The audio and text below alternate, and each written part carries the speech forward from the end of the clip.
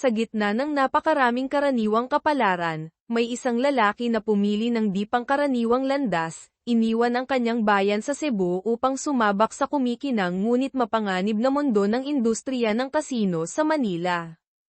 Ang kanyang buhay at karera ay naging isang alamat na patuloy na ikinukwento ng mga tao.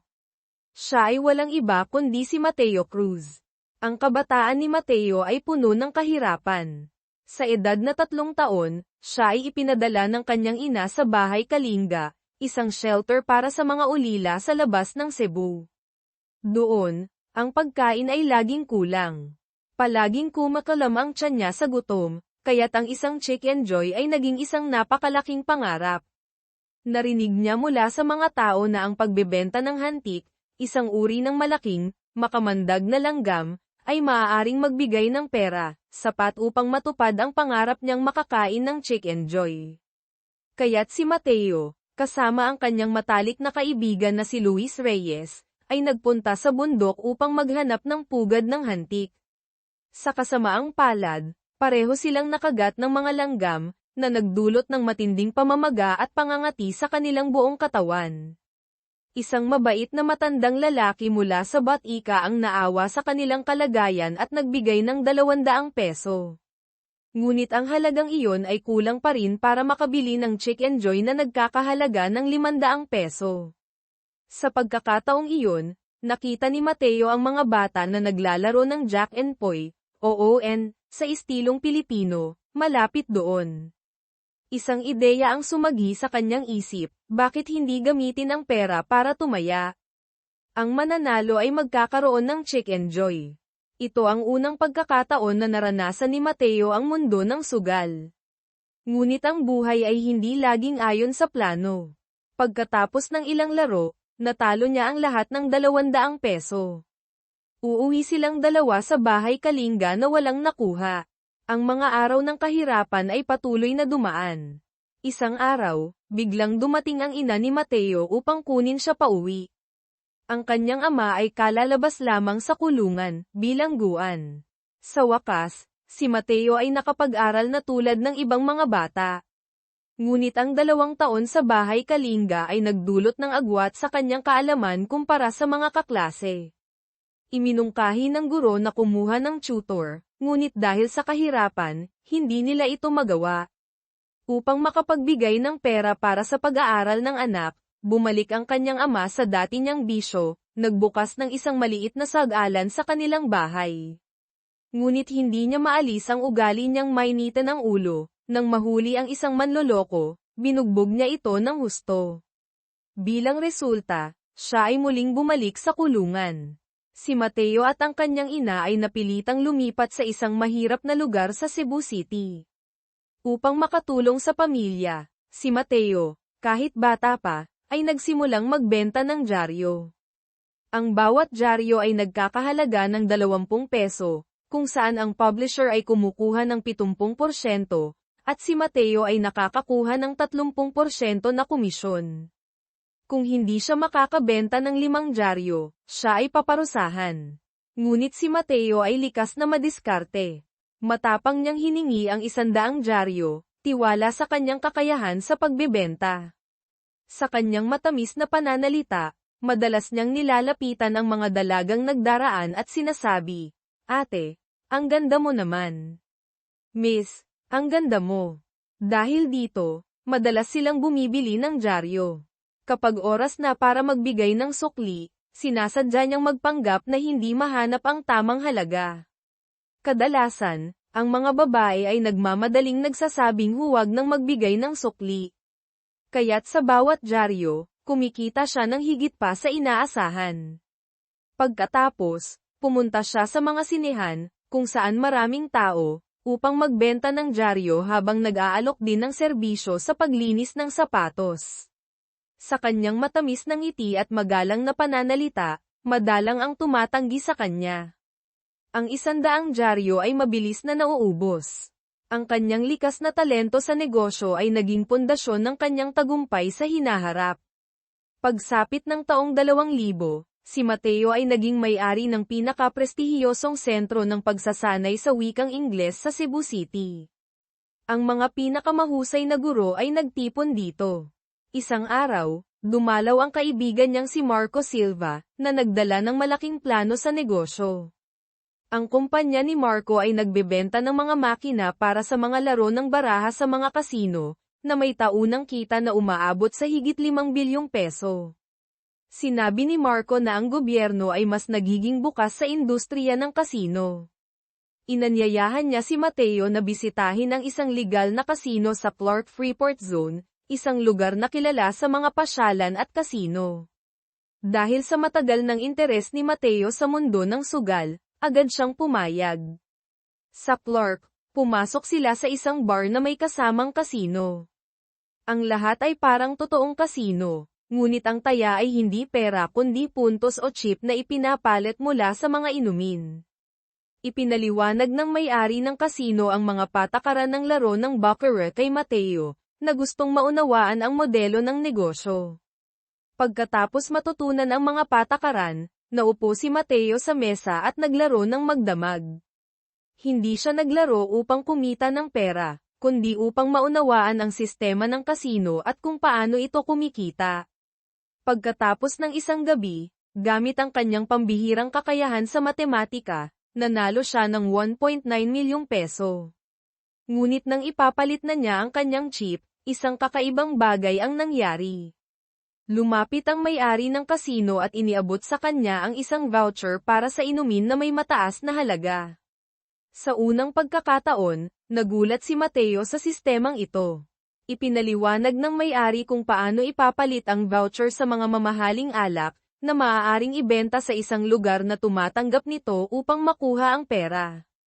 Ang prosesong ito ay ginagawang mas legal ang sugal sa ilang antas at nakakaiwas sa buwis.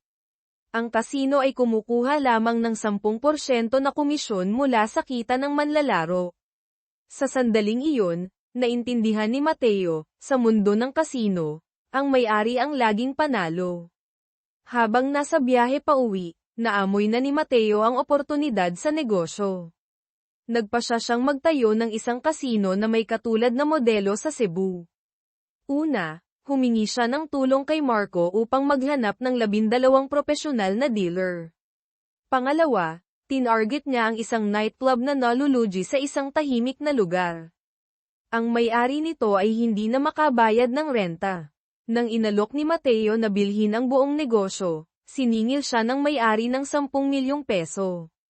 Ngunit sa halip na tumawad, nagbigay si Mateo ng 30 milyong peso. Agad na pumayag ang may-ari.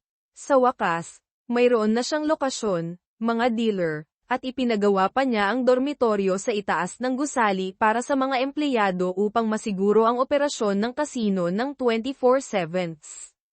Ang underground casino ni Mateo ay mabilis na sumikat at napuno ng mga kliyente. Mayroon siyang sariling estratehiya, maglingkod lamang sa mga edukado, negosyante, at mga manlalarong may kultura, bawal ang mga gang o mga taong mahilig manggulo kapag natalo. Bukod dito, ang mga talunan ay agad na binibigyan ng refund na 10% ng kanilang natalo. Ang makataong pulisya at mataas na kalidad ng serbisyo ang naging dahilan ng tagumpay ng kasino ni Mateo. Sa loob lamang ng isang buwan, kumita siya ng 10 bilyong peso. Ang susunod na hakbang ay maghanap ng lokasyon para sa mga bagong sangay, kung saan ibinabahagi niya ang malaking bahagi ng kita sa mga kasosyo upang mabawasan ang panganib at magtulungan sa pag-asenso. Kilala rin si Mateo sa pagiging galante at matulungin. Kapag may problema ang kanyang mga tauhan, palagi siyang handang tumulong. Hindi lamang pera ang kanyang nakukuha, kundi pati ang tiwala at pagmamahal ng mga tao. Ngunit ang mga masayang araw ay maikli lamang. Isang araw, ang kasino ni Mateo ay tumanggap ng isang espesyal na bisita, isang tunay na big whale o malaking sugarol. Sa loob lamang ng isang oras, nanalo ang bisita ng mahigit 3 milyong peso. Habang naglalakad palabas ang bisita matapos magpalit ng pera sa reception, biglang dumating ang Special Investigation Team ng Bureau of Internal Revenue, BIR. Ginamit nila ang dahilan ng pag-iwas sa buwis upang aisil ang kasino.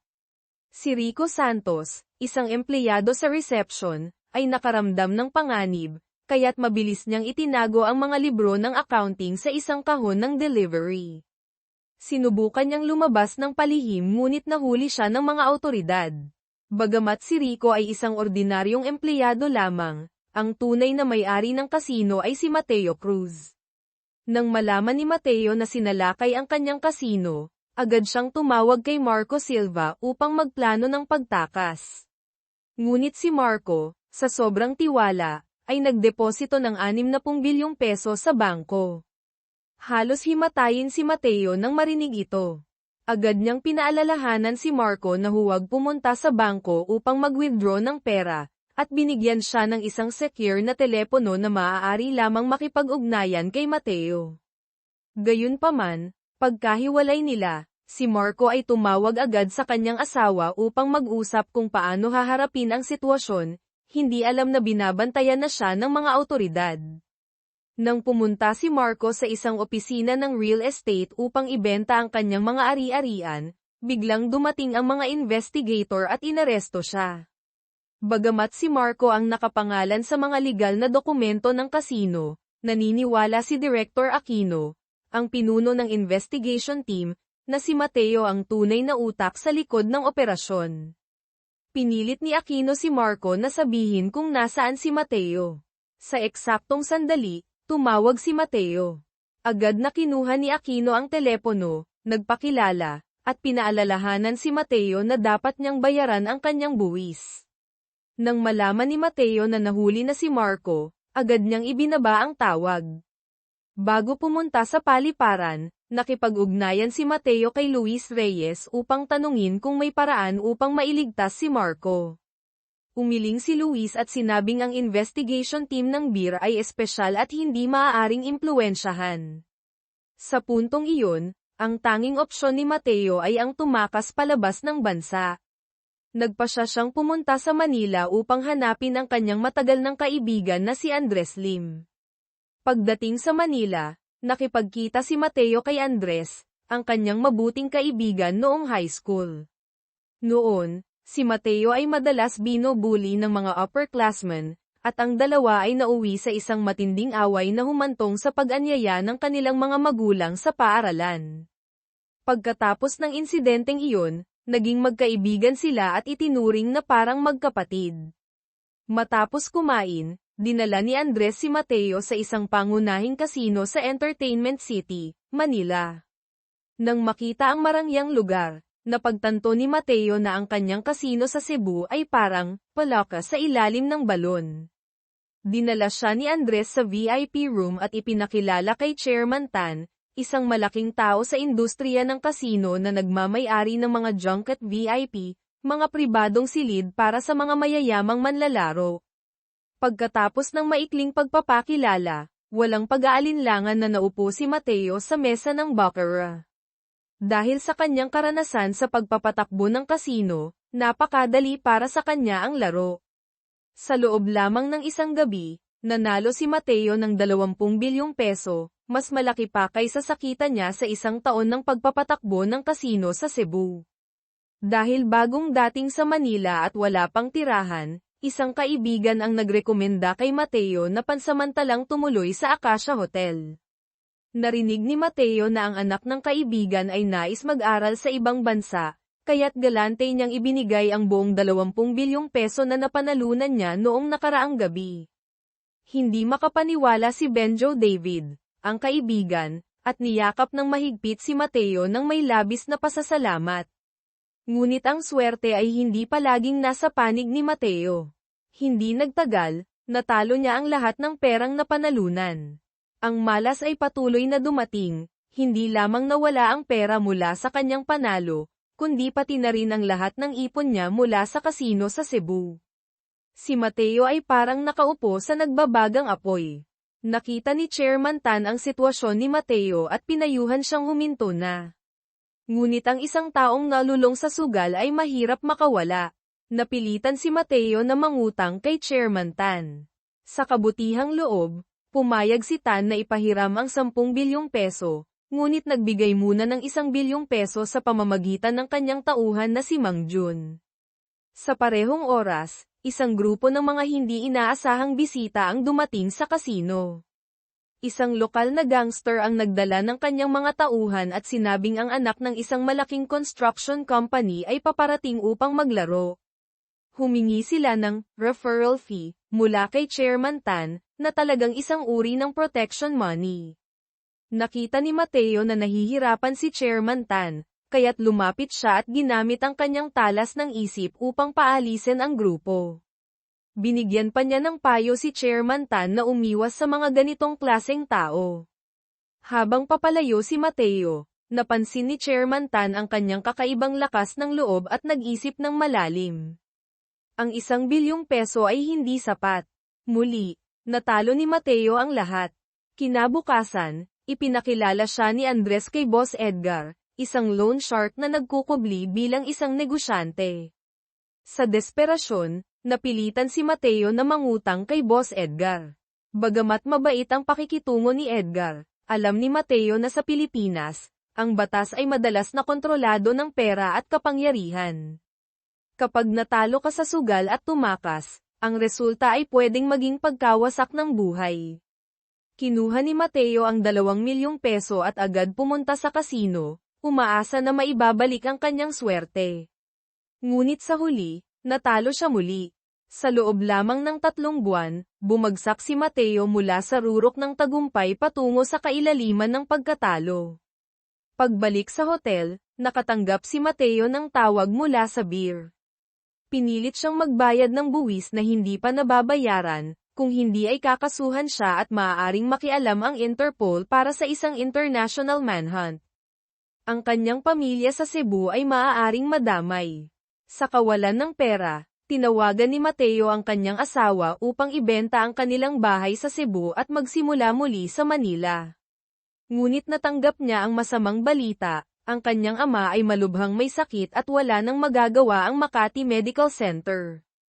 Upang maayos ang libing ng kanyang ama, muling tumawag si Mateo kay Luis Reyes upang tanungin ang progreso ng kaso. Sa kabutihang palad, hindi pa sinisimulan ng BIR ang formal na kaso laban sa kanya. Nangangahulugan ito na maaari pa siyang malayang makapasok at makalabas ng Pilipinas, basta't nangangako siyang magbabayad ng buwis. Agad na nag-impake si Mateo upang bumalik sa Cebu. Ngunit hindi niya inaasahan na si Boss Edgar at ang kanyang mga tauhan ay naghihintay sa labas ng hotel. Sinubukan ni Edgar na makipag-usap, ngunit itinulak siya ni Mateo. Hinawakan ni Mateo si Edgar sa leeg at itinulak siya sa pinto. Agad namang naglabas ng baril ang mga tauhan ni Edgar at itinutok ito sa ulo ni Mateo. Ngunit sa kabila ng panganib, hindi natinag si Mateo. Ang kanyang matalas na tingin at matibay na personalidad ay nagpatigil sa grupo. Sa huli, pinayagan siyang umalis ni Edgar ngunit binigyan siya ng deadline upang magbayad. Sa labis na kawalan ng pag-asa, sinubukan ni Mateo na ipusta ang natitirang ari-arian niya sa Cebu sa isang huling laro sa telepono. Tulad ng inaasahan, natalo siya muli. Ang dating makapangyarihang tao sa Cebu ay ngayon nakahandusay sa isang murang hotel. Matagal nang minamasdan ni Chairman Tan si Mateo. Napagtanto niya na si Mateo ay isang taong may kakayahan at talento. Nagpasya siyang bigyan si Mateo ng pagkakataong pamahalaan ang kanyang VIP room. Ito ang magiging daan upang mabayaran ni Mateo ang kanyang utang at muling bumangon sa industriya na kanyang alam. Labis ang pasasalamat ni Mateo kay Chairman Tan, ngunit alam niyang kailangan muna niyang ayusin ang kanyang problema sa buwis. Sa kasamaang palad, wala na siyang pera para makauwi. Napilitan siyang humingi ng tulong kay Benjo David, ang kaibigan na minsan niyang binigyan ng 20 bilyong peso. Ngunit malamig na tinanggihan siya ni Benjo, sinasabing wala siyang pera. Napansin ni Mateo ang tila kakaibang sagot ng pamilya ni Benjo tungkol sa pag-aaral sa ibang bansa, ngunit hindi na siya nagtanong pa. Sa tulong ni Luis Reyes, nakabalik si Mateo sa Cebu. Ang unang ginawa ni Mateo pagdating sa Cebu ay ang pag-aasikaso ng libing ng kanyang ama. Sa kabila ng kalungkutan, sinikap niyang gawing marangal ang seremonya. Pagkatapos, humarap siya sa BIR upang ayusin ang kanyang mga buwis. Ang kaso ni Marco Silva ay sinimulan na sa korte. Sa mga matibay na ebidensya mula sa BIR, si Marco ay nahatulan ng 5 taon sa bilangguan at pinagmulta ng 45 bilyong peso. Sa kabila ng mabigat na parusa, nanatiling tahimik si Marco at hindi nagsiwalat ng anumang impormasyon tungkol kay Mateo. Mateo nakipagkita kay Director Aquino. Batay sa mga ebidensyang hawak ng BIR, tinukoy nila na ang kita mula sa underground casino ni Mateo ay umabot sa mahigit 30 bilyong peso, hindi pa kabilang ang kita mula sa mga gaming machine. Ang paunang multa na itinakda ay 8 bilyong peso. Diretsahang sinabi ni Mateo na hindi siya kumita ng ganoong kalaking halaga. Dahil sa kanyang taos-pusong pag-amin, kusang loob na ibinaba ni Director Aquino ang multa sa 4 na bilyong peso. Ngunit hindi man lang tiningnan ni Mateo ang alok, isinara niya ang kanyang notebook at tahasang sinabi na hindi niya kayang bayaran ang halagang iyon. Malakas pa niyang sinabi na kung ipipilit ng BIR, handa siyang makulong. Matapos ang matinding negosasyon, napagkasunduan ng BIR na ang huling multa ay 800 milyong peso. Nagtaka ang assistant ni Aquino kung bakit ibinaba ng ganito kalaki ang multa. Ipinaliwanag ni Director Aquino na ang ebidensyang hawak nila ay hindi sapat na matibay upang suportahan ang mas mataas na multa sa korte. Sa wakas, nalutas na ni Mateo Cruz ang kanyang mga legal na problema sa kanyang bayan. Ang daan pabalik sa Manila, at sa mundo ng mga kasino sa ilalim ng proteksyon ni Chairman Tan, ay muling bumukas sa harap niya. Isang bagong alamat ang malapit ng magsimula: reputasyon, sakripisyo, at pagtahak sa tugatog ng kapangyarihan. Halos imposible ang pagkakataong manalo sa sitwasyong ito. Naiintindihan ni Director Aquino na mas mabuting ibaba ang multa upang makakuha ng kahit kaunting buwis kaysa habulin ang isang mahal na kaso na maaaring hindi magresulta sa buong pagbawi ng pera. Si Mateo Cruz, matapos maayos ang lahat ng legal na isyu, ay mahigpit na hinawakan ang natitirang pera niya at bumalik sa Manila, isang lugar ng pangako at pagsubok ng kanyang kakayahan. Ang unang ginawa ni Mateo ay tumawag kay Boss Edgar. Hindi lamang niya ibinalik ang buong halagang inutang, kundi nagbigay din siya ng isang malaking halaga bilang interes. Tinitigan niya si Edgar, at sa matatag na tinig ay sinabi, "Boss, ang negosyo ay tungkol sa tiwala, katalinuhan, at respeto, hindi sa pananakot gamit ang baril." Si Edgar, isang tusong loan shark, ay walang nagawa kundi tumango at mag-apologize sa kanyang bastos na aksyon noong nakaraang gabi. Hindi nagtanim ng galit si Mateo, sa halip, nakita niya ang potensyal ni Edgar. Ang VIP room ay nangangailangan ng taong marunong magmaneho ng pera, sabi ni Mateo, "Ikaw ang tamang tao para dyan. Gusto mo bang makipagtulungan?" Sa harap ng isang taong may tapang, integridad, at galante tulad ni Mateo, agad na pumayag si Edgar. Bago umalis, bumulong si Edgar kay Mateo, "Mag-ingat ka kay Benjo David. Hindi kanya itinuturing na kaibigan. Ipinamalita niya ang masasamang bagay tungkol sa iyo at ginamit ang perang ibinigay mo para bumili ng shabu." Napatigil si Mateo. Bagamat gusto niyang itanggi ang sinabi ni Edgar, alam niya sa kaibuturan ng kanyang puso na may katotohanan ito. Kinagabihan, inanyayahan ni Mateo si Benjo na maghapunan sa isang marangyang restaurant sa Bonifacio Global City. Hindi siya nagpaligoy-ligoy, diretsahan niyang tinanong si Benjo tungkol sa issue. Sa halip na mahiya, nagalit si Benjo, tumayo, at sinigawan si Mateo. Sa kabila ng mga masasakit na salita, nanatiling kalmado si Mateo. Kinuha niya ang kutsilyo sa mesa, inabot ito kay Benjo, at sinabi, "Hawakan mo. Saksakin mo ako. Bibigyan kita ng 5 segundo. Kung hindi mo gagawin, ako ang magtutok nito sa leeg mo." Nanginginig si Benjo, hawak ang kutsilyo, ngunit hindi niya magawang kumilos.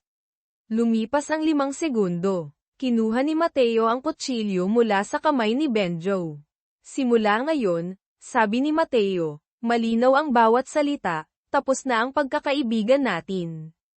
Habang papalayo, iniwan niya ang isang huling pangungusap na puno ng paghamak. Matapos alisin ang mga personal na problema, ibinuhos ni Mateo ang buong atensyon sa pamamahala ng kasino. Isang buwan ang lumipas, tinawag siya ni Chairman Tan sa opisina at binigyan ng malaking dividend, 100 milyong peso. Pagkatapos, inilabas ni Chairman Tan ang isang lumang folder na puno ng alikabok.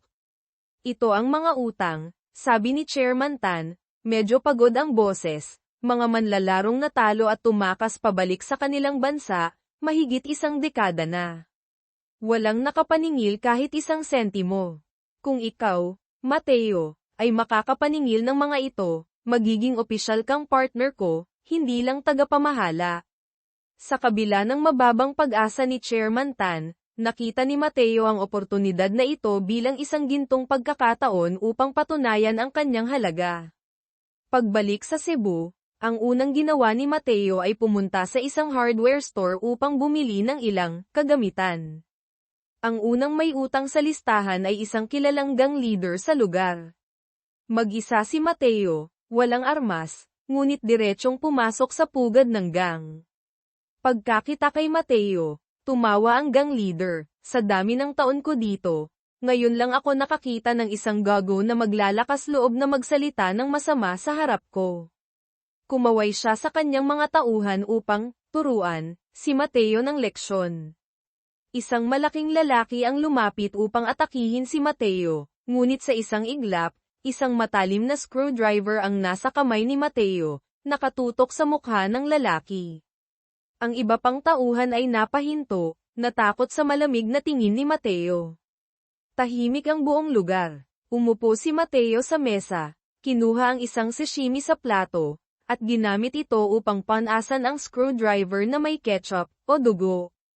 Sa wakas, ang gang leader ay sumuko sa tapang ni Mateo, at ang utang na 1 bilyong peso na nawala sa loob ng 10 taon ay agad na binayaran. Kinabukasan, pinuntahan ni Mateo ang salon ng asawa ng isa pang may utang.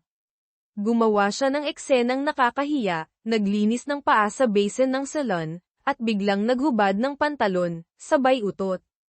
Takot na takot ang may-ari ng salon at ang mga tauhan nito.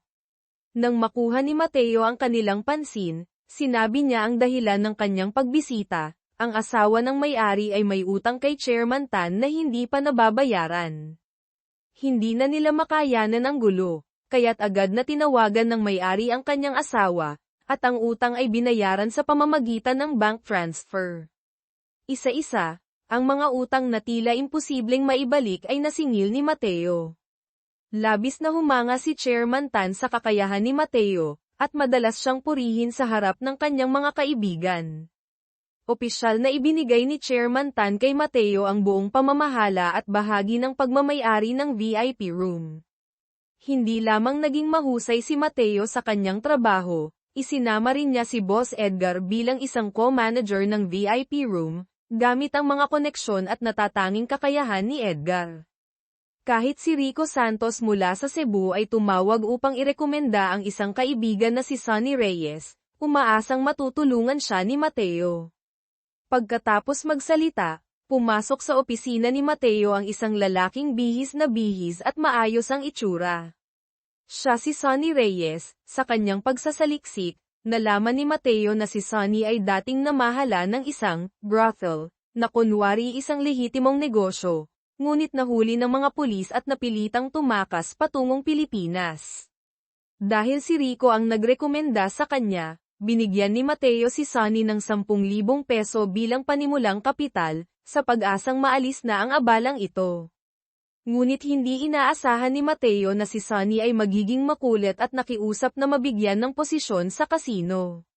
Gusto niyang makahawak ng ilang VIP rooms upang pamunuan. Ang kawalang hiyaan ni Sonny ay labis na ikinainis ni Mateo, kaya't hindi niya napigilan ang sarili at pinagtawanan ito. Sa eksaktong sandaling iyon, pumasok si Chairman Tan sa opisina, halatang malungkot ang mukha. Palihim na tinanong ni Mateo si Boss Edgar at nalaman niyang si Chairman Tan ay tinakat ni Big Boss Vic, isang kilalang leader ng sindikato sa lugar. Sinabi ni Vic na kung hindi magbibigay si Chairman Tan ng 50,000 peso bilang buwanang protection money, ang mga tauhan nito ay kukunin ang kanyang mga binti. Sa kabila ng pagiging isang respetadong negosyante, napilitang lumuhad si Chairman Tan upang magmakaawa para sa kanyang kaligtasan. Nang marinig ni Mateo ang nangyari sa kanyang mentor at kaibigan na labis niyang iginagalang, nag-init ang kanyang ulo. Agad siyang nagtungo sa hotel kung saan naglalagi si Big Boss Vic at ang kanyang mga tauhan. Sa hindi inaasahang pagkakataon, nakita niya roon ang kanyang dating kaibigan na si Andres Lim, na kasalukuyang kasama ni Vic. Ngunit hindi ito pinansin ni Mateo. Diretso siyang lumapit kay Big Boss Vic at mariing sinabi, "Huwag mong galawin si Chairman Tan. Siya ang tumulong sa akin noong panahong wala akong wala. Kung gagalawin mo siya, parang ginalaw mo na rin ako. Kahit 10 buhay pa ang mawala sa akin, hindi ko ito palalampasin. Kung may susunod pa, aasikasuhin ko ito sa paraan ng mga Pilipino." Sa una, binalewala ni Big Boss Vic ang banta ni Mateo, ngunit nakita niya ang hindi matatawarang tapang at katapatan nito. Nagbigay siya ng hamon, "Sige, inumin mo ang buong bateng ito ng alak sa isang lagok, at kalimutan na natin ang usapan tungkol kay Tan." Walang pag-aalinlangan, kinuha ni Mateo ang bote ng alak, itinaas ito, at inubos sa isang inuman. Napahanga si Big Boss Vic sa tapang at determinasyon ni Mateo. Nagbigay siya ng senadoryas sa kanyang mga tauhan na hayaan si Mateo. Natapos ang problema ng maayos. Ngunit pagkalabas ni Mateo sa silid, hindi niya napigilan ang sarili at sumuka sa isang paso ng halaman sa labas. Simula noon, tinupad ni Big Boss Vic ang kanyang pangako at hindi na muling ginulo si Chairman Tan. Matapos ang insidenteng ito, tuluyang nakuha ni Mateo ang tiwala at respeto ni Chairman Tan. Ang kasino sa ilalim ng pamamahala ni Mateo ay lalong umunlad. Sa loob lamang ng 10 taon, kumita sila ng napakalaking halaga na umabot sa 70 bilyong peso. Maraming tao ang nag-aakalang sila ay mga hari ng sugal, na kumikita ng direkta mula sa mga manlalaro. Ngunit ang totoo, ang sikreto ng kanilang tagumpay ay nakasalalay sa sistema ng komisyon at mga voucher na naisip ni Mateo. Karaniwan, ang rolling commission na ibinibigay ng kasino sa mga manlalaro ay nasa 1.2%. Ngunit si Mateo, sa kanyang kakaibang estilo, ay nagbigay ng mas mataas na porsyento, 1.6%. Ibig sabihin, sa bawat 1 milyong peso na taya ng isang manlalaro, makakakuha sila ng 16,000 peso bilang komisyon. Gayunpaman, sa 16,000 peso na ito, 0.1% o 1,000 peso, ay ibinibigay bilang voucher ng hotel na The Solara. Ang mga voucher na ito ay maaaring gamitin bilang diskwento sa mga serbisyo ng hotel tulad ng kwarto, pagkain, at iba pang serbisyo. Dahil dito, nagkaroon si Mateo ng isa pang mapagkakakitaan, ang negosyo ng vouchers. Sa rurok ng kanilang operasyon, nagbubuk si Mateo ng halos 150 kwarto ng hotel araw-araw, o halos 5,000 kwarto kada buwan para sa mga VIP at partner. Bumibili siya ng mga voucher mula sa mga hindi gumagamit nito sa presyong may 40% na diskwento.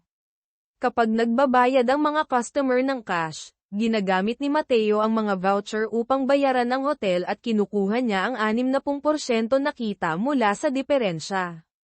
Dahil sa dami ng vouchers, ginamit niya ito bilang benepisyo para sa kanyang mga empleyado. Ang mga buffet sa 5-star restaurant ng The Solara, na karaniwang hindi maabot ng karamihan, ay naging pangkaraniwan na lamang para sa kanyang team. Isang araw, habang nasa restaurant ng hotel, nakilala ni Mateo ang isang mahalagang tao, ang personal na sekretaryo ng Pangulo ng Pilipinas. Sa pagiging mabilis mag-isip, alam ni Mateo na ang sekretaryong ito ay regular na nag-oorganisa ng mga pulong at seminar para sa mga opisyal ng gobyerno. Agad niyang iminungkahi na gawin ang mga ito sa The Solara. Bagamat nag-alinlangan ang sekretaryo dahil sa mataas na gastos, agad na sinabi ni Mateo, "Ako na ang bahala sa lahat ng gastusin." Gamit ang mga voucher na hindi nagagamit, ito ay isang perpektong pagkakataon upang magamit ang mga ito habang pinalalakas ang kanyang network. Sa simula, kakaunti lamang ang dumadalo sa mga seminar, karaniwan ay mga alkalde at hepe ng pulisya mula sa mga kalapit na lugar. Ngunit sa paglipas ng panahon, dumami ang mga dumadalo, kabilang ang mga kilalang tao sa militar, politika, at negosyo. Halos araw-araw ay puno ang restaurant. Maging ang anak ng Pangulo ay personal na dumalo sa isang event. Ang mga convoy ng pulis na nagbubukas ng daan ay naging karaniwang tanawin sa Dasilara. Sa panahong iyon, halos walang tao sa mataas na lipunan ng Manila ang hindi nakakaalam ng pangalang Mateo Cruz. Isang araw, ipinakilala ng sekretaryo ng Pangulo si Mateo sa isa pang malaking tao, si Mr. Daniel Silva. Si Daniel ay isang alamat sa mundo ng sugal sa Asia, isang makapangyarihang tao na sinasabing ang isang salita niya ay maaaring magdesisyon kung sino ang magiging Pangulo. Si Daniel ang namamahala sa mega project na Costa Verde Resort at Casino sa Parañaque, na may layuning gawing pinamalaki at pinakabagong kasino sa Pilipinas. Kailangan niya ng isang tao na may kakayahan, koneksyon, at tapang tulad ni Mateo Cruz upang maging bahagi ng proyekto. Natural, agad na pumayag si Mateo. Sa suporta ng Hari ng Sugal, na si Daniel Silva, tila naging mas makapangyarihan pa si Mateo. Sa bawat paglabas niya, may convoy ng pulis na nagbubukas ng daan. Ang kanyang impluwensya ay tila lumampas na sa kay Chairman Tan. Ngunit kahit gaano kalayo ang narating niya, hindi kailanman nakalimutan ni Mateo ang kanyang pinagmulan. Patuloy niyang iginagalang si Chairman Tan bilang isang kapatid at isang guro. Ngunit walang sino man ang inaasahan na ilang buwan lamang ang lumipas, nagkaroon ng isang biglaang pagbabago ng kapangyarihan sa Pilipinas. Ang bagong Pangulo ay naupo sa pwesto, na nagresulta sa isang malaking pagbabago sa buong mundo ng politika at negosyo. Ang network ng koneksyon na maingat na itinayo ni Mateo ay lubos na lumiit. Ang mga regular na seminar na dati niyang pinamamahalaan ay hindi na muling isinagawa. Samantala, si Chairman Tan, gamit ang kanyang matagal ng malalim at malawak na koneksyon, ay nagawa niyang kumbinsihin si Miguel Say, isang tagapagmana ng isang napakayaman na pamilya, na mag-invest ng malaking halaga upang magtayo ng isang ultra-luxury na hotel-casino sa Costa Verde. Ang grupo ni Mateo ay nagpasya ring ilipat ang kanilang negosyo mula Manila patungo sa Costa Verde upang makipagtulungan kay Chairman Tan sa pagtatayo ng bagong imperyo. Sa Costa Verde, muling pinatunayan ni Chairman Tan ang kanyang di matitinag na network nang maimbitahan niya si Chairman Ko, isang kilalang tycoon mula sa Korea, upang dumalo sa grand opening. Pagdating ni Chairman Ko, tila nais niyang ipakita ang kanyang antas o makakuha ng atensyon. Agad niyang ipinahayag na ilalagay niya ang lahat ng chips na kanyang ipinapalit sa isang solong laro ng baccarat. Kahit si Chairman Tan, na bihasa sa ganitong sitwasyon, ay nagulat. Tumingin ang dealer para sa kumpirmasyon, at nang tumango si Chairman Tan, inihanda na ang mga baraha. Ngunit bago pa man maipamahagi ang mga baraha, ang batang babae na kasama ni Chairman Ko, matapos silipin ang mesa, biglang pinigilan ang laro at binawi ang lahat ng chips. Tila nawala ang kanyang interes. Ang dealer ay nagpatuloy sa pag-shuffle at pamamahagi ng mga baraha ayon sa patakaran. Sa pagbukas ng mga baraha, ang bangko ay nakakuha ng 7 puntos. Nagpasalamat si Chairman Ko dahil naisip niyang tama ang desisyon niyang bawiin ang kanyang taya. Ngunit nang buksan ng batang babae ang kanyang baraha, ito ay may 8 puntos. Siya ang nanalo. Pagkatapos, bumulong siya kay Chairman Ko, na may halong panghihinayang, dapat tayong tumaya ng magkasama. Sayang. Galit na galit si Chairman Ko at biglang umalis. Opisyal na nakipagtulungan si Mateo at Chairman Tan upang buksan ang bagong kasino sa Costa Verde. Ang araw ng pagbubukas ay napakasaya, puno ng mga bisita. Ngunit habang abala ang lahat, si Mang John ay palihim na nakipagkita kay Liza, ang magandang receptionist ng hotel. Ang dalawa ay tila hindi mapigilan ang kanilang pagkakagustuhan sa isa't isa. Sa ibang sulok, si Miguel Say, ang batang investor, ay nagyayabang sa harap ni Consul Ramirez, ang konsul ng Embahada ng Korea, o ibang bansa kung nais baguhin. Ipinagmamalaki niya ang kanyang pamumuhunan sa malaking kasino na ito. Nang marinig ito ni Consul Ramirez, nagliwanag ang kanyang mga mata at nagbigay ng mungkahi. Sa panahon ngayon, ang mga kasino ay puno ng mga mapanganib na tao. Kung ikaw lang ang nag-i-invest, madali kang mabiktima. Bakit hindi tayo magtulungan? Kung kasama mo ako, ang konsul ng embahada, sigurado akong ang mga Pilipinong Chino, o mga dayuhang negosyante, ay magbibigay galang at hindi ka papahirapan. Dahil dito, si Consul Ramirez ay nagkaroon ng bahagi sa negosyo nang hindi gumastos kahit isang sentimo. Si Miguel Say, sa kanyang kasiyahan, ay nag-imbita kay Ramirez na maghapunan. Ako ang bahala ngayong gabi. Whiskey o anumang mamahaling alak, sabihin mo lang, at ipapadala ko ang pinakamaganda. Pagkatapos mag-order, si Ramirez ay nagpaalam na pupunta sa banyo ngunit palihim na sinundan ang may-ari ng bar. Magkano ang magiging kabuuan ng bill ngayong gabi? Tanong niya ng mahina. Hindi bababa sa 1,000,000 peso, sagot ng may-ari. Si Ramirez ay bumulong, kapag nagbayad si Miguel, sabihin mo sa kanya na 2,000,000 ang kabuuan. Ang sobra, ipadala sa account na ito. Ang konsul, na dapat sana'y nagtatanggol sa karapatan ng kanyang mga kababayan, ay naging isang mapagsamantala. Kinabukasan, isang, Little B, mga taong nalugi sa kasino, ngunit nananatili upang magdala ng mga bagong kliyente kapalit ng komisyon, ang nagdala ng isang malaking kliyente kay Mateo. Siya ay si Mr. Huang, may-ari ng isang malaking pabrika ng elektroniko sa Korea, na nasa Pilipinas kasama ang kanyang pamilya para magbakasyon. Bago pa man dumating si Mr. Huang, nagkaroon na ng malalim na pagsisiyasat si Mateo tungkol sa kanya, at natuklasang ang kanyang yaman ay tinatayang nasa 40 bilyong peso.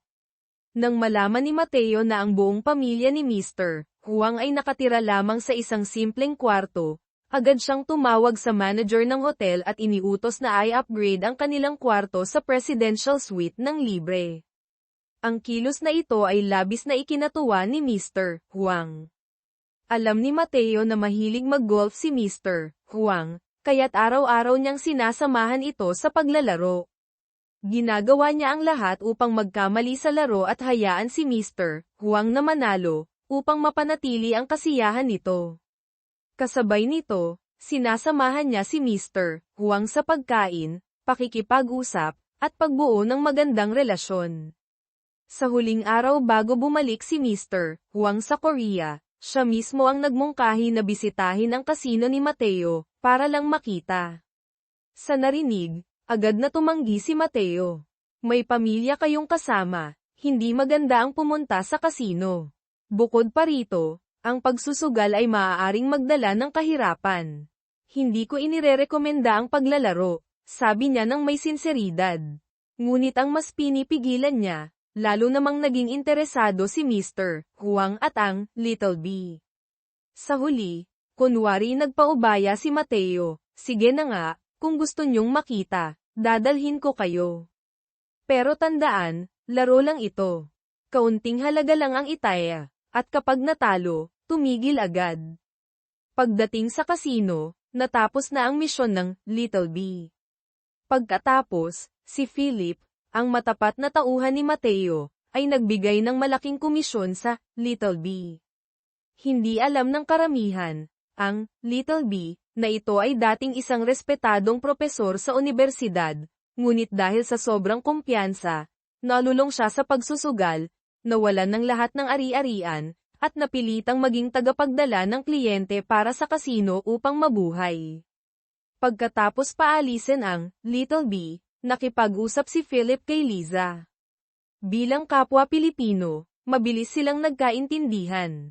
Si Philip, na agad nabighani sa kagandahan ni Liza, ay ipinakita pa ang kanyang tato sa dibdib upang magpa-impress. Nagtanong siya tungkol sa relasyon ni Liza kay Mang Jun, ngunit tinanggihan ito ni Liza. Si Philip ay nakahinga ng maluwag. Balik sa kasino, sa simula, si Mr. Huang ay naglalaro ng maingat, tumataya lamang ng ilang libong peso kada laro. Ito ay medyo ikinainis ni Mateo. Ang malaking isda na matagal niyang inalagaan ay tila hindi nagbibigay ng sapat na resulta. Sa ganitong estilo ng paglalaro, ang 1 milyong peso ay maaaring magtagal ng 1 linggo. Naalala ni Mateo ang sarili noong siya'y nagsusugal, na kung saan ang 10 milyong peso ay nawala sa loob ng ilang segundo. Unti-unti siyang nawalan ng pasensya at umalis ng kasino. Ngunit pagdating niya sa opisina, tumawag si Philip, halatang nagmamadali, "Boss. Natalo na ni Mr. Huang ang 1 milyong peso." Humihiling siya na manghiram ng pera upang makabawi. Sa narinig, agad na nagliwanag ang mga mata ni Mateo. Bumalik ang kanyang interes. Alam niya na, kahit ngayon ay 1 milyon pa lamang ang natalo, ang mentalidad ng isang sugarol na gustong bumawi ay magdadala kay Mr. Huang sa pagkawala ng 10 bilyong peso, isang bagay na tiyak na mangyayari. Pagbalik ni Mateo sa kasino, si Mr. Huang ay natalo na ang lahat ng kanyang pera, nakatayo sa tabi ng mesa, mukhang tuliro. Nang makita si Mateo, agad siyang lumapit at nagtanong, "Mateo, maaari mo bang ipahiram sa akin ang 1 milyong peso? Ibabalik ko ito agad pag uwi ko." Si Mateo ay kunwari nagbigay ng babala, "Baka mas maganda kung tumigil na kayo, sir. Kapag hindi pinalad, mas mabuting umalis na kaysa magpatuloy." Ngunit si Mr. Huang ay determinado. Sa huli, kunwari nagpaubaya si Mateo, at nagutos, "Philip, pumunta ka sa accounting. Magdala ng 10 milyong peso na chips para kay Mr. Huang." Ang malaking isda ay tuluyan ng kumagit sa pain. Ang isda ay tuluyan ng kumagit sa pain at nahulog sa bitag ng kasalanan. Ang kilos ni Mateo ay nagdulot ng pagkagulat kay Mr. Huang. Hindi lamang siya nagbigay ng utang na 10 milyong peso, ngunit si Mateo mismo ang naglagay ng buong halaga sa isang solong laro, sa harapan ni Mr. Huang. Mas lalo pang nakakagulat, sinabi ni Mateo na si Mr. Huang mismo ang magbukas ng baraha, na para bang ang lahat ng ito ay isang simpleng bagay lamang. Nanginig ang mga kamay ni Mr. Huang habang binubuksan ang baraha, ang tibok ng kanyang puso ay bumilis. Ang resulta, panalo ng 10 milyong peso. Ang kamanghamanghang panalo na iyon, kasama ang ilang sunod-sunod na panalo sa mga sumunod na laro, na tila, dala-dala, ni Mateo ang swerte, ay tuluyang nagwasak sa huling depensa ng negosyante. Ang kanyang kasakiman ay tuluyang bumalat sa kanya. Sa kasagsagan ng tagumpay, si Mateo ay nagpaalam na aalis muna. Ngunit bago siya umalis, ginawa niya ang isang bagay na hindi inaasahan ng kahit sino, ibinigay niya ang lahat ng chips na kanyang napanalunan, kasama ang puhunan at tubo, kay Mr. Huang upang ingatan. "Bakit hindi mo hawakan muna ang mga ito?" sabi ni Mateo na may tiwala. "Kung sakaling maubos mo ang sarili mong chips, gamitin mo ang chips ko para maglaro. Kung manalo ka, ibalik mo na lang ang puhunan ko. Kung matalo, wala namang problema. Isipin mo na lang na regalo ko ito para sa kasiyahan mo." Ang mga salitang iyon ay parang isang malakas na pampasigla. Sa dobleng kumpiyansa at karagdagang puhunan na tila, galing sa langit, si Mr. Huang ay sumabak muli sa laro. Sa gabing iyon, nanalo pa siya ng karagdagang 10 milyong peso. Hindi nagtagal, dumating si Philip upang magulat, si Mr. Huang ay patuloy na nananalo ng malaki. Alam ni Mateo na ito na ang tamang oras upang kontrolin ang sitwasyon. Nagbigay siya ng senadoryas kay Philip upang manghimasok ng maingat. Ang resulta, pagkatapos ibalik ang puhunan kay Mateo, si Mr. Huang ay nanalo pa rin ng sapat na halaga upang makabili ng isang bagong Mercedes-Benz. Ang pagpigil sa tamang oras ay nagdulot ng panghihinayang kay Mr. Huang, at ang pakiramdam ng hindi pa sapat ay lalo pang nagpaigting sa kanyang kagustuhang bumalik upang maglaro muli. Hindi lamang natapos doon, si Mateo mismo ang nag-imbita kay Mr. Huang na magdiwang sa pinakamagarang bar ng kasino. Alam niyang aalis na si Mr. Huang kinabukasan, kaya't kunwari niyang sinuri ang tiket ng eroplano nito. Nang makita niyang ito ay pangkaraniwang klase lamang, agad niyang tinawagan ang airline upang i-upgrade ito ng libre sa business class para sa kagalang-galang na bisita. Ang maingat at detalyadong pag-aalaga ni Mateo ay nagdulot ng labis na pasasalamat at pagtitiwala kay Mr. Huang. Pagbalik ni Mr. Huang sa Korea, hindi nagtagal at tuluyang naadik siya sa pagsusugal. Tumawag siya kay Mateo, sinabing nais niyang bumalik sa Costa Verde, upang magpahinga ng ilang araw. Ang lahat ay nangyari ayon sa plano ni Mateo. Libre ang tiket ng eroplano, libre ang presidential suite, at binigyan pa siya ni Mateo ng bagong set ng golf clubs na gawa sa pinakamataas na kalidad. Ang pinakakinatutuwa ni Mateo ay ang katotohanang paglapag pa lang ni Mr. Huang sa NAIA, Ninoy Aquino International Airport, hindi pa siya nakakarating sa hotel ay agad na tumawag upang humiram ng pera para makapaglaro sa kasino. Sa pagkakataong ito, humingi siya ng utang na 100 milyong peso. 2 beses nang nalasap ni Mr. Huang ang matamis na tagumpay sa kasino ni Mateo, kaya't lubos niyang pinabayaan ang kanyang negosyo sa Korea. Araw-araw, siya ay nalululong sa ilusyon ng kasiyahan mula sa pagsusugal. Samantala, si Philip at Liza ay lalong naging malapit sa isa't isa. Pagkatapos ng trabaho, plano nilang maghapunan ng magkasama.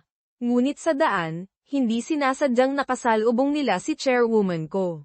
Si chairwoman ko, na tila nasa magandang mood, ay nag-anyaya sa kanilang dalawa na sumama sa tanghalian. Sa kanilang pag-uusap, nalaman ni Liza na si chairwoman ko ay ang may-ari ng imperyo ng kosmetikong patela na tanyag sa buong mundo. Agad na ginamit ni Liza ang kanyang kakayahan sa pambabola, na nagdulot ng labis na kasiyahan kay chairwoman ko. Kinagabihan, si Philip at Liza ay nagkaroon ng mas malalim na koneksyon. Pagkatapos ng kanilang oras na magkasama, sinimulan ni Liza ang pagtatanong kay Philip tungkol sa mga detalye ng buhay ni chairwoman ko, partikular na ang tungkol sa kanyang yaman at mga ugali. Sa gitna ng kanilang pag-uusap, tumunog ang telepono ni Liza. Tiningnan niya ang screen at pinatay ang tawag. Ang tumatawag ay si Mang Jun. Sa lobby ng hotel, si Mang Jun ay may dala-dalang malaking bouquet ng rosas, nakatingin sa ilaw na nagmumula sa bintana ng kwarto ni Liza. Nagpahid siya ng sigarilyo, humitit ng malalim, at ang kanyang mga mata ay nagpakita ng kaunting lungkot at pagkaunawa. Tahimik niyang itinapon ang mga bulaklak sa basurahan at umalis. Sa kabilang banda, ang pagkakalubog ni Mr. Huang sa pagsusugal ay lalong lumala. Sa loob ng wala pang 2 buwan mula nang bumalik siya, natalo na siya ng kabuoang 20 bilyong peso sa kasino. Ang kanyang estado ng pag-iisip ay ganap na bumagsak, malayo sa kumpiyansang ipinakita niya noong una. Si Mateo ay patuloy na nagpapanggap bilang mabuting kaibigan, sinasabihan siyang tumigil na. Ngunit si Mr. Huang ay lubos nang nalulunod sa ideya ng pagbawi ng kanyang mga nawalang pera. Humingi siya ng utang kay Mateo ng karagdagang 1 bilyong peso, na nangangakong babayaran ito sa loob ng 10 araw. Sa pagkakataong ito, hindi na nagkunwari si Mateo. Siya ay tumawa ng mapanlait, 20 bilyon lang ang nawala mo, at naglakas loob ka pang pumasok dito. Akala ko ikaw ang presidente ng isang malaking kumpanya na may daan-daang bilyong peso. Pagkatapos, inilabas niya ang isang dokumento ng utang na handa na. Pirmahan mo ito. Kung hindi mo mabayaran ang 1 bilyong peso sa loob ng 10 araw, babayaran mo ako ng 10 beses ang halaga ng utang, at haharap ka sa kaso sa korte. Upang magkaroon ng pagkakataong makabawi, si Mr. Huang ay hindi na nag-isip pa. Agad niyang inilagay ang kanyang fingerprint sa dokumento ng utang na may malupit na kondisyon. Ngunit sa kasamaang palad, 2 oras lamang ang lumipas, at ang huling 1 bilyong peso ay nawala rin. Siya ay nagpanik at tumakbo papunta sa elevator upang harangin si Mateo, nagsinungaling na naibenta na niya ang kanyang kumpanya sa Korea, at pagkatapos bayaran ang lahat ng utang, mayroon pa siyang natitirang pera. Nakiusap siya na humiram pa ng kaunting halaga upang subukan ang kanyang kapalaran sa huling pagkakataon. Tinitigan ni Mateo si Mr. Huang, ang kanyang mga mata ay malamig at walang awa. Alam niyang ang taong ito ay wala ng pag-asa. Kumuha siya ng 2,000 peso mula sa kanyang pataka at iniabot ito kay Mr. Huang. Kunin mo ito, bumili ka ng pagkain para sa sarili mo. Ang mga salitang iyon ay banayad ngunit malinaw ang kahulugan, umalis ka na. Sa puntong ito, saka lamang napagtanto ni Mr. Huang ang katotohanan. Ang lahat ng marangyang karanasan, ang mga madaling tagumpay, at ang maalalahanang pag-aalaga sa kanya nitong mga nakaraang araw, lahat ng ito ay isa palang napakatusong bitag na inihanda ng kasino. Ang tunay na layunin nito ay ang tuluyang ay patalo sa kanya ang lahat ng kanyang ari-arian, hanggang sa siya'y mawalan ng tahanan at masira ang pamilya. Sa parehong oras, biglang dumating si Kyung Sam sa kasino, mukhang masaya at puno ng kumpiyansa. Ipinahayag niya kay Mateo na nakahanap siya ng isang malaking deal. May 2 kriminal na Koreano na kasalukuyang hinahanap ng mga awtoridad, na nakapaglinis ng malaking halaga ng pera at tumakas patungo sa Pilipinas. Dala nila ang 50 bilyong peso na cash at nais nilang mag-invest sa kasino ni Mateo. Ayon kay Kyung Sam, magbabayad sila ng paunang 5 bilyong peso. Kinabukasan, si Kyung Sam mismo ang pumunta sa paliparan upang salubungin ang 2 espesyal na bisita, na, sa pagkagulat ni Mateo, ay magkaibang magkapatid na babae. Pagkatapos ng kanilang pagkikita, isinakay sila ni Kyung Sam sa isang sasakyang mukhang mag-ara ngunit halatang luma na. Upang magmukhang mas kagalang-galang, nagpa-escort pa siya ng mga pulis na nakamotor.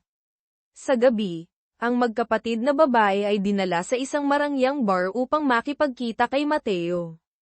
Nang mag-usap tungkol sa planong mag-invest ng 50 bilyong peso, si Kyung Sam ay biglang naging alanganin at pilit na iniiwas ang usapan. Dahil dito, nagsimulang maghinala si Mateo. Tinawag niya si Kyung Sam sa banyo upang tanungin ng masinsinan. Sa wakas, umamin si Kyung Sam na niloko niya ang magkapatid.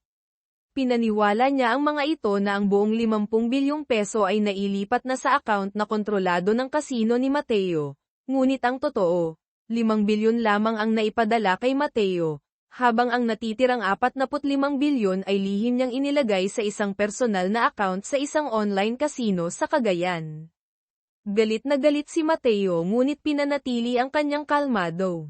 Ginamit ni Kyung Sam ang pangalan ni Mateo upang tiyakin ang tiwala ng magkapatid. Hiniling ni Mateo na ibalik ni Kyung Sam ang buong halaga sa kanyang pamamahala, ngunit tumanggi si Kyung Sam.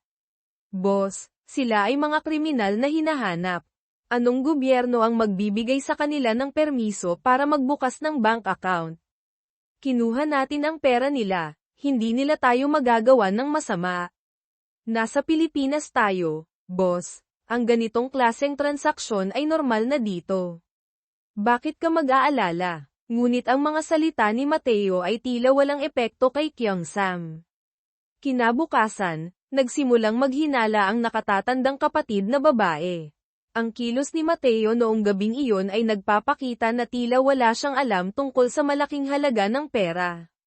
Nagsimula siyang magduda na niloloko sila ni Kyung Sam, kaya't nagpa siya siyang hanapin ito upang singilin ang pera. Ngunit ang kanilang pag-uusap ay narinig ng mga tauhan ni Kyung Sam, na agad na nagulat sa kanya. Agad na pumunta si Kyung Sam sa tirahan ng magkapatid upang takutin sila at pigilan silang magsimula ng gulo. Ngunit sa halip na matakot, ang nakatatandang kapatid na babae ay matapang na sinampal si Kyung Sam. Ang sampal na iyon ay tila nagpaigting sa galit ni Kyung Sam, na nagresulta sa paglabas ng kanyang brutal na ugali. Hindi nagtagal, ang magkapatid na babae ay pinatay ni Kyung Sam at ng kanyang mga tauhan. Ang kanilang mga bangkay ay itinapon ng walang ingat sa isang taniman ng tubo malapit sa lugar. Sa gabi, Ang takot at pagsisisi ay unti-unting bumalot kay Kyung-sam. Nangangatog siya habang humihingi ng tulong kay Mateo dahil natatakot siyang matuklasan ng pulisya ang kanyang ginawa. Malamig na sinabi ni Mateo, sa network ko dito, hanggat hindi masyadong malalim ang investigasyon ng pulisya, mabubuhay ka pa. Inutusan ni Mateo ang kanyang tauhan na maghanda ng isang truck na may maingat na disenyo upang ihatid si Kyung-sam sa border ng Myanmar para pansamantalang magtago. Ngunit nang makita ni Kyung-sam ang driver ng truck, isang malaking lalaki na mukhang matigas, siya ay natakot ng husto. Iniisip na maaaring plano ni Mateo na patayin siya o ibenta siya sa KK Park. Nauutal niyang sinabi na hindi siya pumatay ng tao, at ang lahat ay biro lamang. Naiintindihan ni Mateo ang takot ni Kyung-sam, kaya't nagbigay siya ng senadoryas sa driver na tumigil at hinayaan si Kyung-sam na magmaneho ng sarili niyang sasakyan upang umalis. Tulad ng inaasahan, kinabukasan, natuklasan ng mga lokal na magsasaka ang dalawang bangkay sa taniman ng tubo at inireport ito sa pulisya. Ang pulisya ay nakipag-ugnayan kay Oh Sung-hoon, isang liaison officer ng Korean Police sa Pilipinas, upang tulungan sa pagkilala sa mga biktima.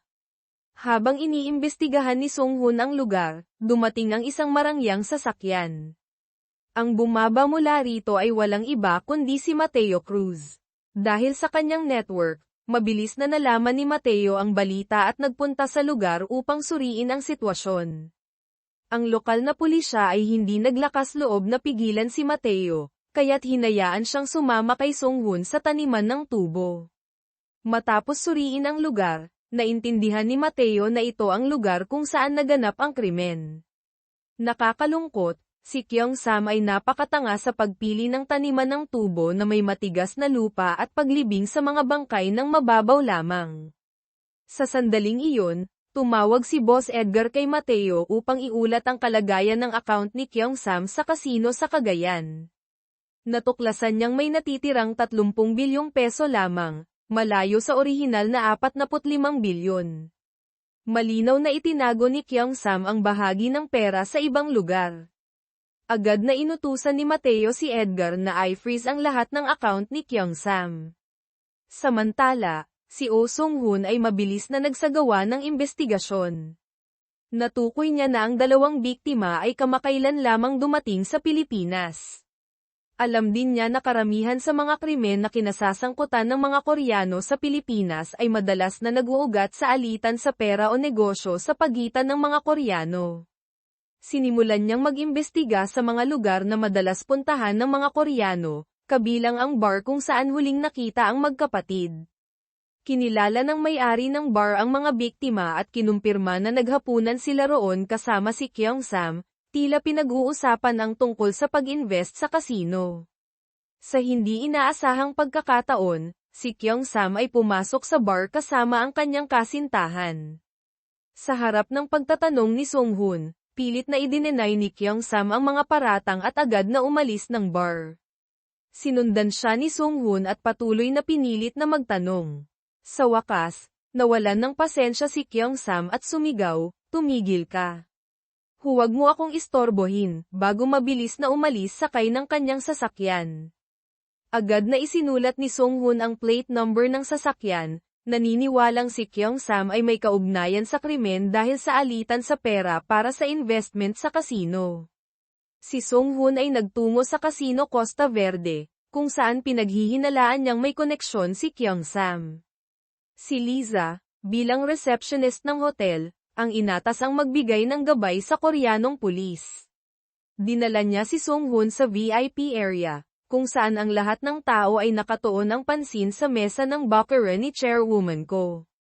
Nang makita ni Chairwoman Ko si Liza, agad siyang natuwa at naglagay ng 200 milyong peso sa player. Binuksan ng dealer ang mga baraha, ngunit sa pagkakataong ito, natalo si Chairwoman Ko. Sa halip na magalit, tinawag niya si Liza palapit at bumulong, "Anong kulay ng underwear mo ngayon?" Nahihiya si Liza ngunit mahinang sumagot, "Pula po." Nang marinig ito, agad na naglagay si Chairwoman Ko ng 200 milyong peso sa tie, dahil ang kulay pula ay madalas na iniuugnay sa swerte. at ang kulay ng tie sa tradisyonal na mesa ng baccarat. Si Mateo at si Chairman Tan, na nakatayo sa tabi, ay parehong nagpakita ng tensyon. Nang may lagay ang taya, sinimulan ng dealer ang pag-shuffle at pagbigay ng baraha. Si Chairwoman Ko, na isang bilyonaryo, ay naglagay ng malaking halaga sa isang laro ng swerte. Binuksan ng dealer ang mga baraha, player, 8 puntos, banker, 8 puntos. Tabla. Tumaas ang hiyawan ng mga tao sa paligid, nagpahayag ng kanilang pagkagulat at pagbati. Si Chairwoman Ko ay tumawa ng malakas, puno ng kasiyahan. Si Mateo, bagamat napilitang pumalakpak, ay may bahagyang pagkainis sa loob dahil sa malaking halagang nawala sa kasino. Chairwoman Ko, inutusan si Mateo, linisin mo ang perang napanalunan ko, at ipadala agad ito sa account ko sa Korea. Pagkatapos, masaya niyang hinayla si Liza papunta sa kanyang pribadong kwarto upang magdiwang. Pagkaalis ng lahat, tinapak ni Chairman Tan ang balikat ni Mateo bilang pampalubag loob, huwag kang mag-alala. Ang 200 milyong peso ay katumbas lang ng isang buwan na kita natin. Oo, may nawalang pera, pero napanatili natin ang VIP na kliyente at ang reputasyon ng kasino. Tumango si Mateo at walang magawa kundi sundin ang utos ni Chairwoman Ko. Ngunit sa oras na ihahanda na ang paglipat ng pera, isang nakakagulat na balita ang dumating. Si Liza ay biglang nawala kasama ang buong 200 milyong peso na napanalunan ni Chairwoman Ko. Nang matanggap ni Mateo ang balita, namutla siya sa galit at dali-daling bumalik sa kasino upang harapin si Chairwoman Ko, magpaliwanag, at humingi ng paumanhin. Ipinaliwanag niya na si Liza ay isang receptionist ng hotel, hindi empleyado ng kasino, at ang pagtitiwala ni Chairwoman Ko na ipagkatiwala ang pera kay Liza ay isang personal na desisyon. Dagdag pa niya, ang internasyonal na paglipat ng pera ay dapat na isinasagawa ng pamunuan ng kasino ayon sa tamang proseso. Sa teknikal na usapan, sabi ni Mateo na may kalmadong tono ngunit matatag, ang kasino namin ay biktima rin sa insidenteng ito. Wala kaming legal na obligasyon na magbayad ng danyos. Ang paliwanag na ito, na tila pag-iwas sa responsibilidad, ay nagpagalit kay Chairwoman Ko. Gayunpaman, alam ni Mateo na hindi maaaring pabayaan ang insidente. Ang balita tungkol dito ay maaaring magdulot ng malaking pinsala sa reputasyon ng kasino.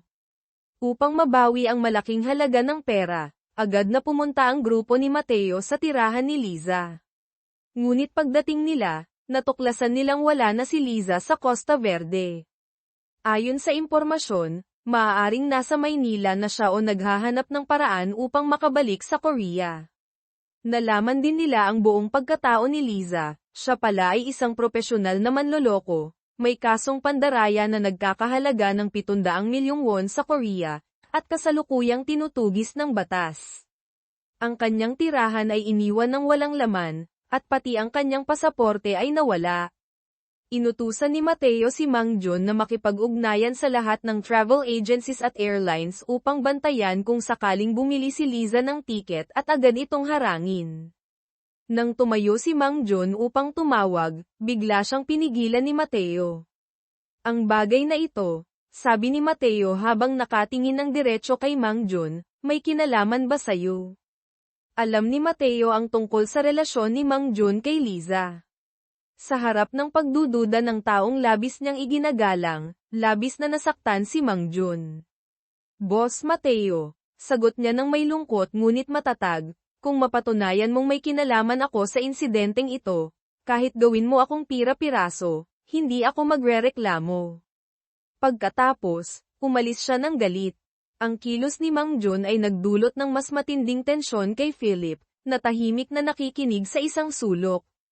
Namutla siya at dali-daling naghanap ng dahilan upang makaalis sa kwarto. Ang kanyang kainahinalang kilos ay hindi nakaligtas sa mata ni Mateo. Naalala ni Mateo na kanina ay tila may itinago si Philip sa isang kahon malapit sa lugar. Binuksan niya ang kahon, at naroon ang isang pamilyar na Zippo lighter. Ang lighter na minsang ibinigay ni Mateo kay Philip. Sa puntong ito, Naging malinaw kay Mateo, si Philip at si Liza ay may lihim na koneksyon. Samantala, si Liza ay tumakas na patungong Maynila, dala ang malaking halaga ng pera. Pumasok siya sa isang hotel upang pansamantalang magtago. Nang hiningan siya ng receptionist ng ID, natakot siyang mabisto at nagsinungaling na nakalimutan niya ito. Nagbigay siya ng kaunting pera bilang suhol, kaya't pinayagan siyang mag-check-in. Sa loob ng kanyang kwarto, matapos tiyaking walang sumusunod sa kanya, tumawag siya sa kanyang ina na may malubhang sakit sa Korea. Masaya niyang ibinalita na mayroon na siyang sapat na pera para sa operasyon, at balak niyang lumipad pauwi kinabukasan. Kinabukasan, pumunta si Liza sa isang malaking pribadong money changer sa Ermita, Maynila, upang ipalit ang 200 milyong peso sa Korean won at ipadala ito sa Korea. Ngunit nang marinig ng may-ari ang laki ng halaga, tumanggi ito. Hindi ito bangko, miss. Wala kaming ganitong kalaking halaga ng cash, sabi ng may-ari. Hiniling nito kay Liza na magbigay ng deposito at bumalik kinabukasan. Alam ni Liza na hindi siya maaaring maghintay. Ang mga tauhan ni chairwoman ko at ni Mateo ay maaaring dumating anumang oras. Kumuha siya ng 30,000 peso mula sa kanyang bag, ibinigay ito sa may-ari bilang bayad para sa serbisyo, at nagmakaawa na ay proseso ang transaksyon sa loob ng 2 oras. Nang pumayag ang may-ari, saka lamang siya nakahinga ng maluwag at bumalik sa kanyang sasakyan upang maghintay. Upang kumpirmahin ang kanyang hinala, pumunta si Mateo sa apartment ni Philip malapit sa Costa Verde. Gumamit siya ng pera upang suhulan ang landlord at makapasok sa kwarto. Sa loob, natagpuan niya ang mga larawan ni Philip at Liza na magkasama, pati na rin ang 2 pekeng pasaporte at mga nakatakdang tiket ng eroplano na itinago sa aparador. Walang duda, ang dalawa ay nagkakutsaba. Si Mateo ay nagngit-ngit sa galit, at ang kanyang kamao ay mahigpit na nakatiklop. Biglang dumating ang isang tawag mula sa may-ari ng money changer sa Ermita, Maynila. Ibinalita nito na si Liza ay naroon sa kanilang lugar. Agad na tumawag si Mateo kay Philip, ang kanyang boses malamig na parang yelo, si Liza ay nasa Ermita, Maynila. Pumunta ka roon ngayon. Gawin mo ang lahat ng paraan, ibalik mo ang pera at ang babae dito, agad-agad. Nang marinig ito, natanto ni Philip na lubos ng nabisto ang kanilang plano. Ang sasakyang madalas niyang gamitin ay ninakaw ni Liza. Wala siyang magawa kundi magmadaling sumakay ng taxi papunta sa money changer sa Maynila. Pagdating niya, nakita niya si Liza na naghihintay sa loob ng sasakyan. Agad siyang pumasok sa sasakyan at sinubukang kumbinsihin si Liza na ibalik ang 200 milyong peso. Hinimok niya ito na magtungo sa kasino upang magmakaawa kay chairwoman ko. Ngunit si Liza, na nabighani sa laki ng pera, ay tumanggi. Ang perang ito ay sapat na para sa atin upang mamuhay ng marangya kahit saan, sigaw niya, walang balak na ibalik ang pera. 2 oras na lang, at ang pera ay nasa Korea na. Hindi makapaniwala si Philip sa katangahan ni Liza. Hindi mo ba naiintindihan? Ang buong network ng money laundering sa Pilipinas ay hawak ni Mateo. Walang paraan para maipadala mo ang perang ito sa Korea. Habang nag-aaway ang dalawa, isang lalaki na nakasuot ng ordinaryong damit ang kumatok sa bintana ng sasakyan. Inakala ni Philip na isa itong traffic enforcer na magbibigay ng multa, kaya't binuksan niya ang bintana upang magpaliwanag. Ngunit sa halip, walang sabi-sabing binunot ng lalaki ang baril at pinagbabaril sila ng sunod-sunod. Parehong bumagsak sina Philip at Liza sa sasakyan. Mabilis na binuksan ng lalaki ang trunk ng sasakyan, kinuha ang malaking bag na naglalaman ng 200 milyong peso, at inilipat ito sa sasakyan ng kanyang kasamahan na naghihintay malapit doon. Pagkatapos, umalis sila ng walang bakas, sa harap ng maraming saksi. Ang buong insidente ng pagpatay at pagnanakaw ay naganap sa loob lamang ng 1 minuto. Mula sa isang sasakyang nakaparada sa di kalayuan, tahimik na pinanood ni Boss Edgar ang buong pangyayari, ang kanyang mukha walang ekspresyon. Nakita niya ang isang lalaking maitim ang balat, nakasuot ng sunglasses, na kinuha ang bag ng pera. Nang umalis ang sasakyan ng mga kriminal, dahan-dahan niyang inilapit ang sarili niyang sasakyan sa eksena. Bumaba siya upang suriin ang lugar at natagpuan ang dalawang bangkay na nakahandusay sa loob ng sasakyan, naliligo sa sariling dugo. Boss Edgar ay natulala habang nakatingin sa malagim na eksena. Ang kanyang kapatid na si Philip at ang babaeng minamahal nito, si Liza, ay parehong nakahandusay sa vang dugo. Ang tanging nakita ni Edgar ay isang lalaking hindi kilala, maitim ang balat, at nakasuot ng sunglasses, na kinuha ang bag na naglalaman ng 200 milyong peso bago ito tuluyang nawala. Sa takot, agad siyang umalis sa lugar at dumiretso sa morgue kung saan naroon ang bangkay ng dalawa. Doon, ikinwento niya ang buong pangyayari kay Mang Jun. Pareho silang may hinala, ang may kagagawa ng krimen ay tila alam na may 200 milyong peso sa sasakyan, at ang tanging taong may kakayahang malaman ang kilos ni Liza ng ganoon kabilis, bukod sa kanila, ay si Mateo Cruz. Isang madilim na pagdududa ang pumasok sa kanilang isipan, posible kayang si Mateo mismo ang nagplano ng lahat. Nang makaharap si Mateo, ang kanyang pangunahing interes ay kung hanggang saan na ang investigasyon ng pulis. Sinabi ni Edgar na nanatili siyang tahimik tungkol sa insidente. Tumango si Mateo at mahigpit na inutusan ang dalawa na huwag magsalita kahit kanino tungkol sa nangyari, siya na ang bahala sa lahat. Bagamat niloko siya ni Liza noong nabubuhay pa ito, ang malagim na pagkamatay nito ay nagdulot pa rin ng lungkot kay Mang Jun. Si Philip naman ay isang matalik na kaibigan na kasama ni Edgar sa maraming mapanganib na sitwasyon. Ang mga hindi maipaliwanag na detalye at ang nakakakilabot na pagkalamig ni Mateo ay nag-iwan ng matinding pagdududa sa isip ni na Edgar at Mang Jun. Tila may tahimik na kasunduan sa pagitan nila na mag-ingat kay Mateo, na unti-unting nagiging sanhi ng pagkakahiwalay ng tiwala. Kinagabihan, isang misteryosong lalaki ang nakipagkita kay Mateo sa isang tagong lugar. Siya ang mismong pumatay kina Philip at Liza, at kumuha ng 200 milyong peso noong umaga. Ang lalaking ito ay walang iba kundi ang personal na bodyguard at kanang kamay ni Mr. Daniel Silva. Ngayon, malinaw na ang lahat, si Mateo Cruz ang nasa likod ng buong plano. Ginamit niya ang ibang tao upang maisakatuparan ang krimen, na hindi lamang nagbalik ng ninakaw na pera, kundi nagtanggal din ng mga taong nagtaksil sa kanya. Pagbalik sa kanyang pribadong mansyon, walang pakundangan na inilagay ni Mateo ang bag na naglalaman ng 200 milyong peso sa kanyang personal na vault. Wala siyang balak na ibalik ang pera kay chairwoman ko. Sa posisyon at yaman ni Mateo, ang halaga ng pera ay walang gaanong kahulugan. Ginawa niya ito upang magbigay ng babala, sino mang magtataksil kay Mateo Cruz ay magbabayad ng napakamahal na halaga. Matapos resolbahin ang kaso ni na Philip at Liza, ang susunod na target ni Mateo ay si Kyung Sam. Kasama si Mang Jun, pumunta sila sa apartment ni Kyung Sam.